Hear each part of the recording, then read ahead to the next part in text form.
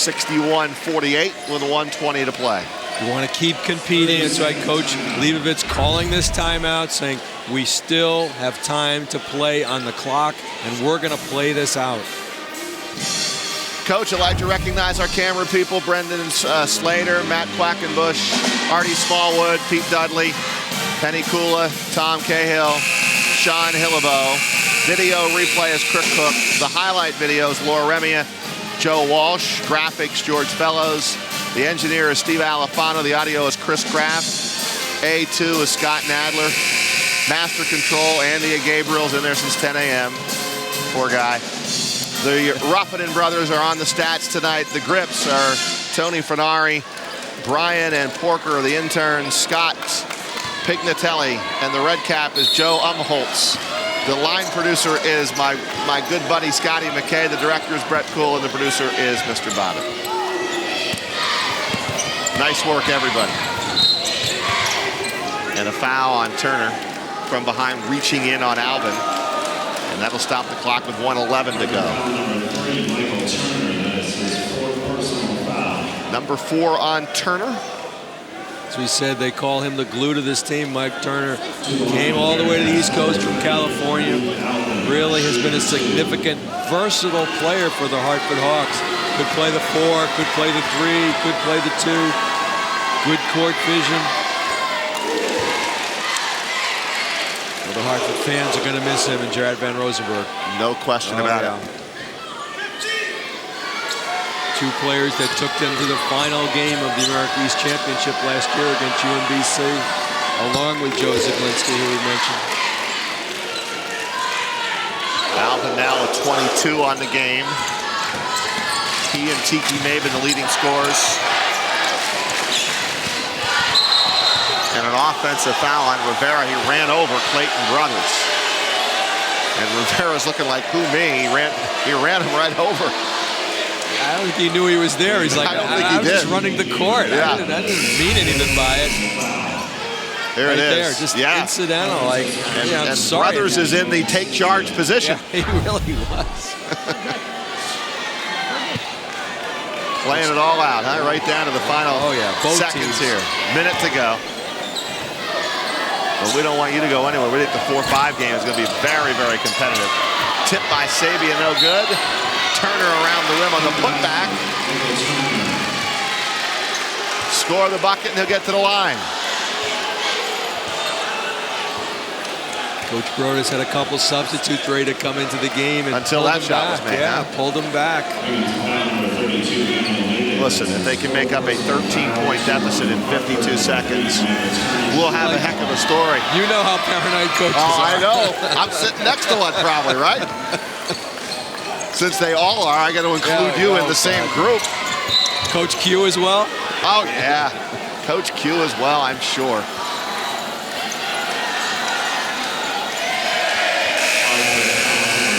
I'd go, see me, I'd put him in. Yeah. It's the postseason. They're going to win this game. He just wants to get through it, finish it out. The coach of the year probably had more anxiety over this game than he will tomorrow in the semis. Well, the one player that was heading in that got pulled back was Jan Montgomery, 6'11", 290. Big boy, senior. The Stony Brook band waiting to attack the court when their seats open up. Hey, for my money, the most improved band in the conference this year has been that Stony Brook band. SBU.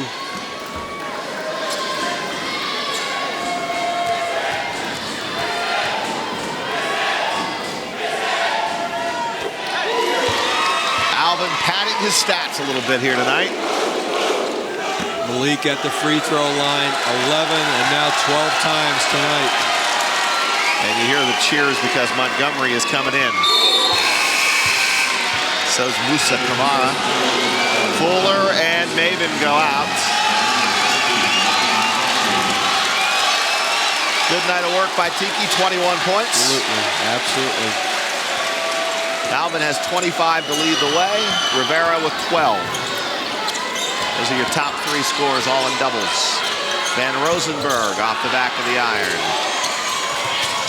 And the long pass is picked off by Torres, and then a foul on Lacusa. just jumped into Andres Torres as they tried to retrieve that.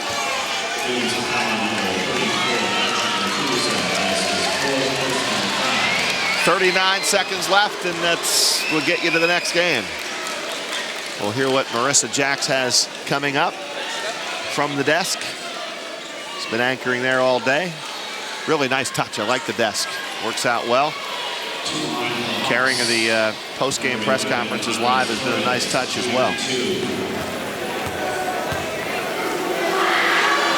I think Greg Bobbitt should do this every week. Every game. It's a loud no extra work. Andres Torres, the only Mercury's player from Puerto Rico. Makes a couple of foul shots. And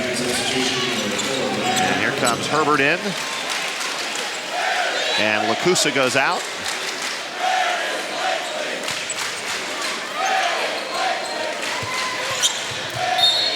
And Camara is fouled by Minor. It's a 12-point game. Would you foul here? Still foul? At some point, maybe not. It's a choice. I mean, some coaches just want to compete to the final horn and just don't want that to happen. You take a guy who just came into the game, Musa, who's an okay free throw shooter. I take that back. 82%. That's better than okay.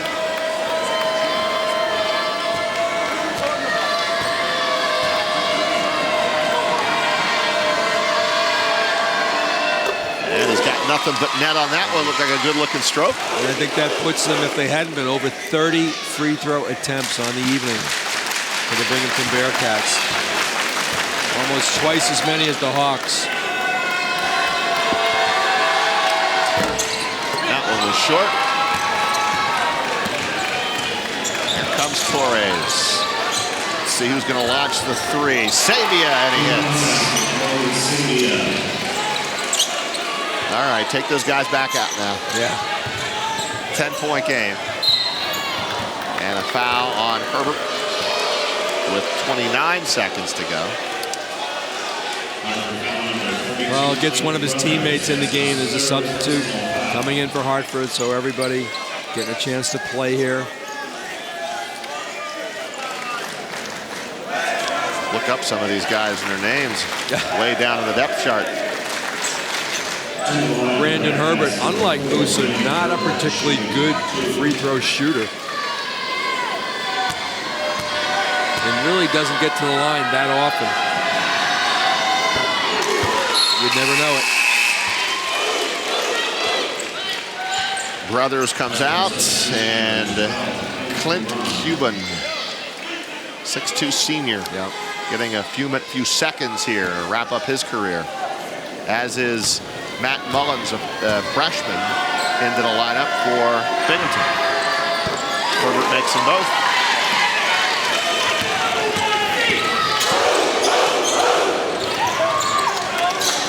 And the three-point shot is up and good.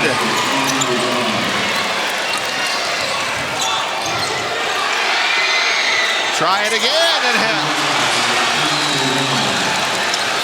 68-59 and a foul on Van Rosenberg. Paranoia by coaches, you said? I must admit. It's Clint Cuban. That's the guy we were talking about. I said he would get a few seconds. I didn't think he would actually hit two back-to-back threes in those few seconds. Coach Brodus actually had his sport coat back on as well, thinking he was going into the locker room. But this Hawks really showing a competitiveness. 68-62 game. Camara hits. And here they all come back in. Lacusis, Rivera, Fuller, all back in the game. And that just goes to show you, guys like me. No. Saying to coaches, put him in. I'm only kidding. No, it's true, though. It's true. I mean, it's easy enough to say, yeah, go ahead and put him in. But when Hartford's playing so hard, they're not quitting. And they make a lot of threes. Camara misses. 7-point game. Still only 13 seconds to go. Knocked away from behind. And then a foul on Alvin. And Alvin will go to the foul line. DJ Rivera, nice job with rear pursuit of the dribble and just knocks it away. 9 seconds to go. They're not going to make up this 7 points in 9 seconds, are they?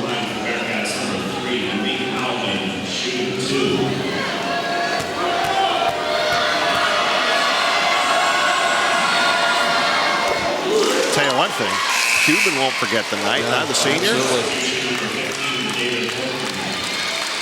Guy doesn't get a lot of playing time. No, his friends will be talking about it. Sure. Jared Van Rosenberg goes out for the last time at the University of Hartford. Gets a big hug from the head coach right on down the line. Well liked. And Coach Leibovitz would say about Jared, took a chance when he became the coach of the University of Hartford. Sabia for 3, and he hits.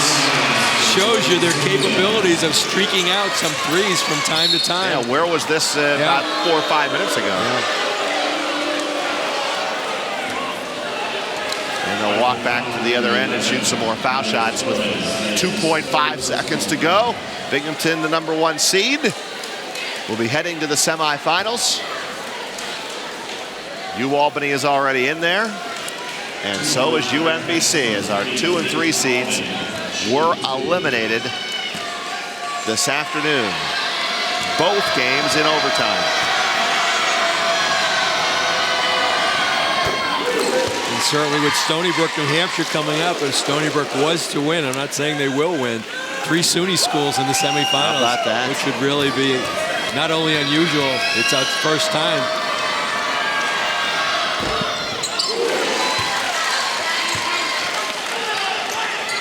Two seconds to go, that will do it. And this one is over. Brodus and Binghamton moving on. 73-65. Let's send it over to Marissa Jacks. Marissa. Hey, thanks, Roger. We're here at the courtside desk. Another good game. Hartford making it interesting there. Coach John Petroci joining me. Coach, you said before this game Binghamton probably couldn't be beat, and you were right. Well, I thought Binghamton needed to make the tempo faster, and once they did that, they made New Hampshire rush, force some shots. I thought Maven was important, making some three-point shots at the beginning or in the middle of the second half to make a little bit more of a spread. And actually, Binghamton got off to a poor start in the game and a poor start in the second half to keep New Hampshire around for a while. I think the score in this game really wasn't necessarily indicative of how that second half was played, and even the end of the first half there. Hartford came back and made a couple of big threes to end the game, but really Binghamton was pretty much in total control. I thought they had control of the game, right? Once they made that spread in the first half, I thought the game was pretty much over. They just have too much talent, too much ability, too much speed, quickness, and once this game got going up and down, they were tremendous. All right, Coach Q, we'll be back with press conferences from both the winning and losing coach. We're going to get player reaction as well. Keep it tuned here. You're watching America East Basketball on Time Warner Cable Sports.